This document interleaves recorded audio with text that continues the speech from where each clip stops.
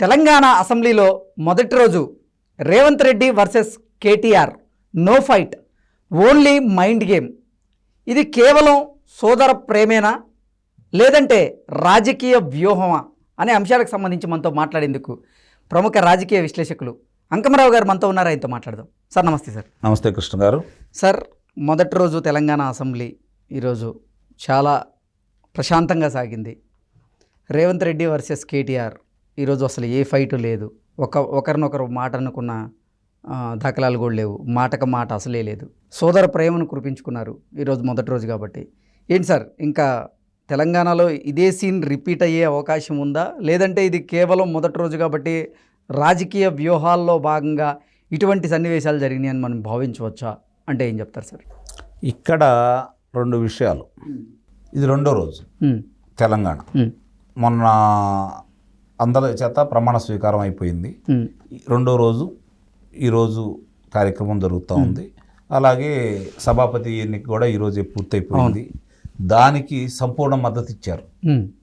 BRS వాళ్ళు ఇచ్చారు, అలాగే మజ్లిస్ పార్టీ వాళ్ళు కూడా ఇవ్వడం కూడా జరిగింది. ఏకగ్రీవ ఎన్నిక జరిగింది. ఇది మంచి సాంప్రదాయం. సహజంగా ఏంటంటే అధికార పార్టీ వాళ్ళకి ఆధిక్యత ఉంటుంది కాబట్టి వాళ్ళు ఇష్టమైన వాళ్ళని పెట్టుకుంటే దాన్ని గౌరవించడం బాధ్యత.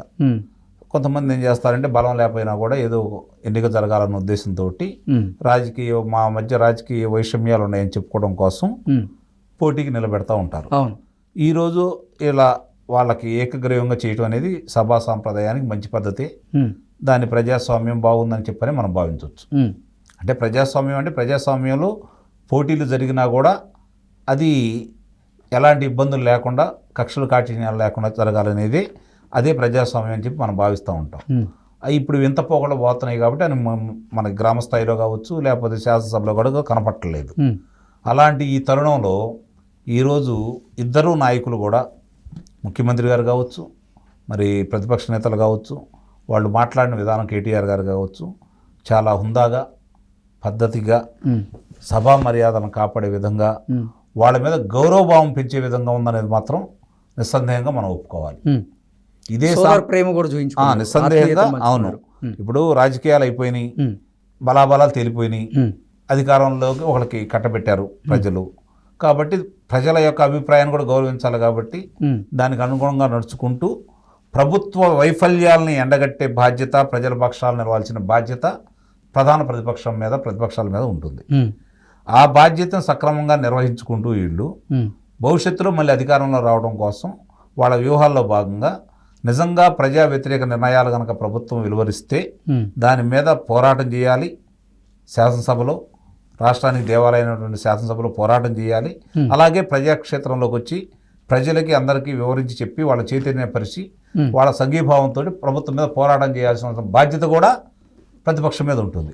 అలాగే ప్రతిపక్షం చేసే సూచనలను గౌరవించేసి ప్రజాస్వామ్యంగా రాష్ట్రం ముందుకు వెళ్ళాలి అంటే ప్రతిపక్షాల నిజంగా వాళ్ళు మంచి సలహాలు కనుక ఇస్తే వాటిని స్వీకరించేసి, వాళ్ళు కనుక అన్యాయంగా ఏదైనా అభియోగాలు మోపితే వాటికి సమాధానాలు చెప్తూ, వాళ్ళు చెప్పింది తప్పని చెప్పుకుంటూ ముందుకెళ్లాల్సిన బాధ్యత అధికార పక్షం మీద ఉంది. ఇవి రెండు గనక వీళ్ళిద్దరు గనక సమర్థవంతంగా నిర్వహించుకుంటూ ముందుకెళ్తే ముందుగా రాష్ట్రం ప్రశాంతంగా ఉంటుంది. రాష్ట్ర అభివృద్ధికి ఇవి బాటలు పడతా ఉంటాయి. ఇప్పుడు ఒక పరిశ్రమ తీసుకొచ్చారు, రాష్ట్రం కోసం పరిశ్రమ వచ్చింది అనుకోండి, దాన్ని స్వాగతించాల్సిన బాధ్యత ప్రతిపక్షాల మీద ఉంటుంది. అలాగే ఇప్పుడు దోచిపెట్టారనుకోండి, దాన్ని విమర్శించాల్సింది, బయటపెట్టాల్సిన బాధ్యత కూడా ప్రతిపక్షం మీదే ఉంటుంది. పొరపాటును తెలియక తొందరపాటులో ఎవరినైనా పరిశ్రమల వాళ్ళు వస్తామన్నారని చెప్పని వీళ్ళు వచ్చి అనుమతులు, అంటే ముఖ్యమంత్రి గారికి తెలియకుండానో, ముఖ్యమంత్రి గారి ద్వారా కాకుండానో కింద స్థాయి వాళ్ళు కొంతమంది దాన్ని తప్పుడు ఉన్నా కూడా సరిదిద్దేసి అనుమతులు కనుక ఇస్తే దాన్ని కనుక ప్రతిపక్షం ఎండగడితే దాన్ని స్వీకరించేసి బాధ్యులకు శిక్ష వేసి మరోసారి అలాంటి అవకాశం లేకుండా కనుక అధికార పక్షం చేసుకుంటా ఉంటే అధికార పక్షానికి మేలు జరిగినట్టుంటుంది. ప్రజలు కూడా చూశారా, ప్రతిపక్షం చెప్పిన దానికి గుడ్డిగా వ్యతిరేకించకుండా ప్రతిపక్షం ఇచ్చిన సూచనల్ని గౌరవించారు, వాళ్ళ బాధ్యులు చేశారు, దానికి సంబంధించిన వాళ్ళని వాళ్ళ శిక్షలు పడ్డాయి అనే భావంతో ప్రతిపక్షం మీద గౌరవం పెరిగిద్ది, ప్రభుత్వం మీద కూడా వ్యతిరేకత తగ్గింది.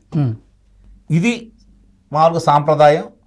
ప్రజలకి గౌరవాన్ని నిలబెట్టాలన్నా కూడా, ప్రజల్లో వైషమ్యాలు రాకుండా ఉండాలన్నా కూడా సిద్ధాంతపరమైనటువంటి పోరాటాలు చేసుకుంటూ పార్టీలు ముందుకెళ్తే మంచి సాంప్రదాయాల కింద లెక్క.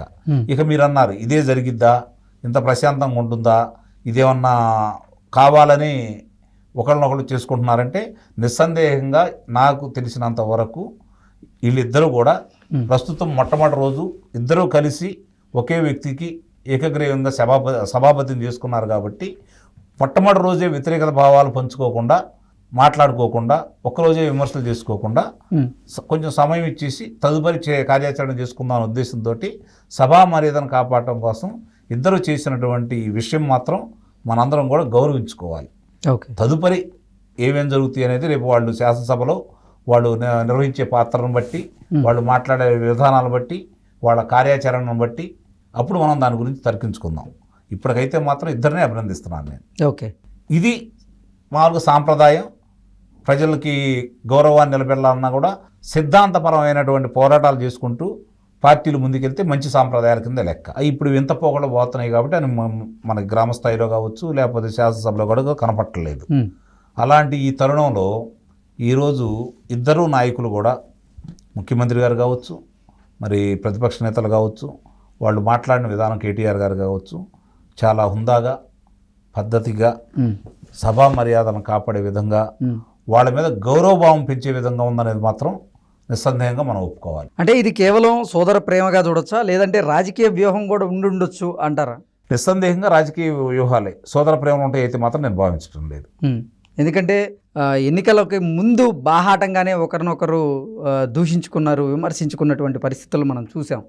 ఎన్నికల తర్వాత అనుకోకుండా మాజీ ముఖ్యమంత్రి కేసీఆర్ గారు బాత్రూంలో జారిపడడం, ఆయనకి సర్జరీ జరగడం, సర్జరీ తర్వాత ఇప్పుడు ముఖ్యమంత్రి రేవంత్ రెడ్డి గారు ఆయన్ని పరామర్శించడం, ఇవన్నీ చూస్తే ఓకే అంటే గతంలో పరిస్థితులు లేవు, కొన్ని మార్పులు అయితే కనపడుతున్నట్లుగా అందరూ భావించారు. ఈ నేపథ్యంలోనే ఈరోజు అసెంబ్లీ సాక్షిగా కూడా సోదర ప్రేమను పంచుకున్నారే తప్పితే ఎక్కడ నో ఫైట్ అనేది మనం చూసాం. అది నిజంగా గౌరవమా, లేదంటే అసలు రాజకీయ వ్యూహాల్లో భాగంగా ఎలా చేస్తున్నారా అనేది ఇప్పుడు చర్చనీయాంశమైన నేపథ్యంలో ఇప్పుడు ఓటి కృష్ణ గారు నిన్న తండ్రికి జరిగినటువంటి ఇబ్బందులకి వచ్చేసి మానవతా దృక్పథంతో రాష్ట్ర ముఖ్యమంత్రి గారు ఏం జరిగిందనే దాని గురించి పట్టించుకోకుండా వచ్చి పరిశీలన చేసి పరామర్శించేసి ధైర్యం చెప్పి వెళ్ళాడు కదా.